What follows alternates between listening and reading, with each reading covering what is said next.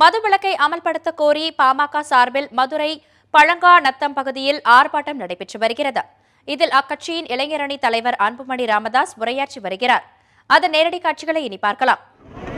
இன்னைக்கு நிம்மதி இழந்துட்டு இருக்கீங்க, நீங்க சந்தோஷத்தை இழந்திருக்கிறீங்க நீங்க. அதனாலதான் நான் சொல்றது, இது மருத்துவர் ராமதாஸ் ஐயா 34 ஆண்டு காலமாக உங்களுக்காக போராடி வருகின்றார்.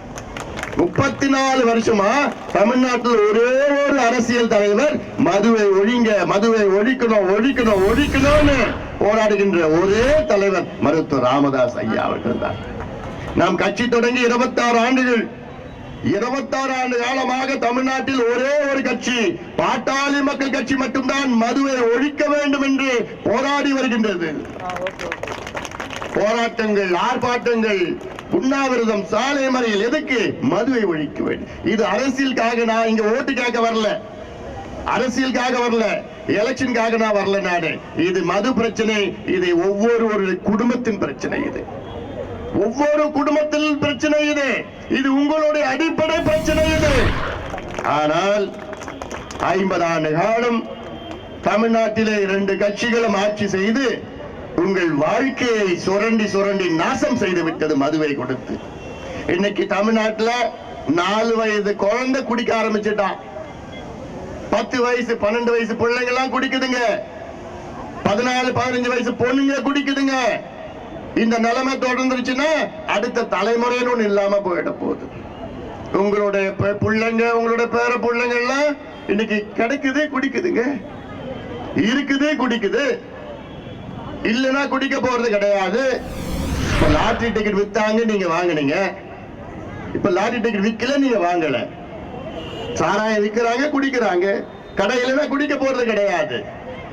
அதனால இதையெல்லாம் நீங்கள் தெளிவா இருங்க, உங்களை இன்னும் ஏமாத்த கூடாது.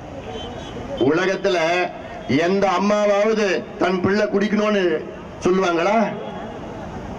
என்ன சொல்லுவாங்க? அம்மா, தம்பி வேணாண்டா, உனக்கு உடம்புக்கு நல்லது இல்லடா, குடிக்காதடா, வேணாண்டா, ரொம்ப மோசமானதுடான்னு சொல்லுவாங்க எல்லா அம்மாவும். ஒரு அம்மா தவிர. எந்த அம்மா? ஜெயலலிதா அம்மாவை தவிர. அந்த அம்மா என்ன சொல்றாங்க? நல்லா குடிங்க, நன்னா குடிங்க. நீங்க, எனக்கு வேண்டியது உங்களுடைய பணம் தான் வேணும், உங்களை பத்தி எனக்கு கவலையே கிடையாது. நீங்க குடிச்சிட்டு ரோட்ல ஆக்சிடென்ட் ஆகி செத்தாலும் எனக்கு கவலை இல்லை. குடிச்சிட்டு ரோட்ல அப்படியே போதையில படுத்து மானத்தை இழந்து வெக்கம் எல்லாத்தையும் இழந்தாலும் எனக்கு கவலை கிடையாது. வேட்டி அவுத்து விட்டு ரோட்ல தம்மனமா நடந்தாலும் எனக்கு கவலை கிடையாது. எனக்கு வேண்டியது உன் பணம் மட்டும்தான். இப்படி எல்லாம் ஒரு முதலமைச்சர். ஒரு பெண்ணின் கஷ்டத்தை பெண்ணுக்கு தெரியும் சொல்லுவாங்க. இந்த அம்மாவுக்கு தெரியுது, உங்க கஷ்டம் தெரியுதா? நிச்சயமா தெரியல. வீட்டு விட்டு வெளியில வந்தாதானே தெரியும், உங்களை சந்திச்சாதானே தெரியும். சென்னையில வீட்டுல இருந்துட்டு எல்லாம் டிவியில பட்டன் ஆன் பண்றாங்க, காணொலி காட்சியில பட்டன் ஆன் பண்ணுவாங்க. ஆக போதும், இந்த 2 கட்சியிலும் போதும். சாராயத்தை உங்களுக்கு கொடுத்தது யாரு? யார் கொடுத்தா சாராயத்தை? முதல்ல உங்களுக்கு கலைஞர் கொடுத்தார். கலைஞர் தான் சாராயத்தை உங்களுக்கு கொடுத்தாரு. 44 வருஷத்துக்கு முன்பு சாராயத்தை தமிழ்நாட்டுக்கு கொடுத்தது கலைஞர் தான். இன்னைக்கு கலைஞர் பேசுவாரு, அவர் பிள்ளையும் பேசுவாரு, ஸ்டாலினும் பேசுவாரு, நாங்க மதுவை ஒழிப்போம் பேசுவாரு. நம்ப முடியுமா? அதெல்லாம் முடியாது. ஏன்னா பொய் சொல்லிட்டு இருக்காங்க. இன்னைக்கு தமிழ்நாட்டில் 12 சாராய ஆலைகள் நடத்துறாங்க. சாராய ஆலைகள் அங்கதான் சாராயத்தை தயாரிக்கிறாங்க. ஃபேக்டரி, சாராய தயாரிக்கிற ஃபேக்டரி 12. அந்த 12ல 6 திமுக காரங்க நடத்துறாங்க, 3 அதிமுக காரங்க நடத்துறாங்க, 2 காங்கிரஸ் காரங்க நடத்துறாங்க. இவங்க 2 பேரும் மூடுவாங்களா? ஃபேக்டரி மூடுவாங்களா? சாராயத்தை ஒழிப்பாங்களா? இல்ல. இதெல்லாம் ஏமாற்று வேலை. இது ஏமாற்று வேலை. ஆக நீங்க எல்லாம் தெளிவாக இருங்க. எலெக்ஷன் நேரத்தில் என்ன பண்ணுவாங்க? மூட்டை எடுத்துட்டு வருவாங்க. என்ன மூட்டை? பணம் மூட்டை. பணம் மூட்டை எடுத்துட்டு வருவாங்க. நீங்க எல்லாம் கோபமா இருக்கிறீங்க. என்னடா இது சாராயம், மோசமான கவர்மெண்ட், மோசமான ஆட்சி, எல்லாம் ஊழல் ஆட்சி, மோசமா எந்த வேலையும் கிடையாது, அவ்வளவு ஊழல் நடக்குது.